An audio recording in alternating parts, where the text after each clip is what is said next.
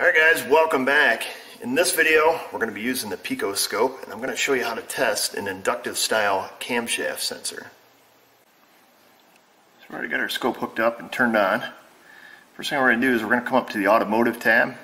We're going to go to sensors, we're going to go to camshaft, and then we're going to go to inductive. Now it's going to set up our scope for us.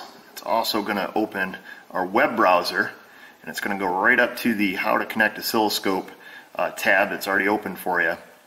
And there's something pretty specific here you have to read. It tells us that we can use this AT011 2-pin test lead adapter. That is actually this one right here, and that is what we're going to be using. That is the connector on our sensor. So we'll be using that. Let's see here. It tells us to probe each of the two connections until a larger waveform is displayed. The smaller waveform is returned to Earth. So that's what we're going to do. Because we don't know which wire is which. There's our sample waveform. We're going to go ahead and we're going to get this running. I'm going to show you the connections we have on the car. We're going to go ahead and start it up and see which one of them is our signal wire.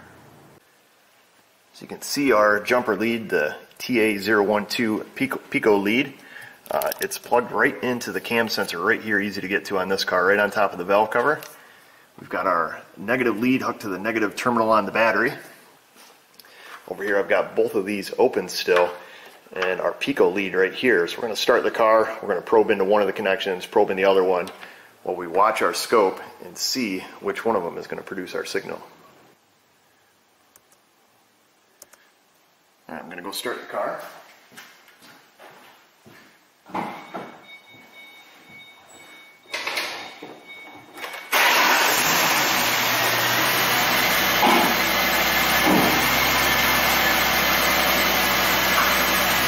I'm going to probe one of the wires now. We can see that's likely our signal, our ground wire, and that is our cam signal wire. I've got just a little bit of noise on there. I'm going to let that collect a little bit. We're going to go ahead and stop, and I'm going to shut the car off. You can see we got a beautiful little signal there. A little bit of noise. So if we want to clean that up a little bit, we're going to apply a little bit of filtering. And there we go. There is our cam signal. As I've mentioned before, you're going to want to make sure you pop back on your web browser with the page that they opened when you selected the test. You're going to want to go down through. They give some example waveforms. Got some waveform notes here, some technical information on the sensor and the style sensor, what it's likely used for, and other things to look out for. So be sure to log in there and check that out.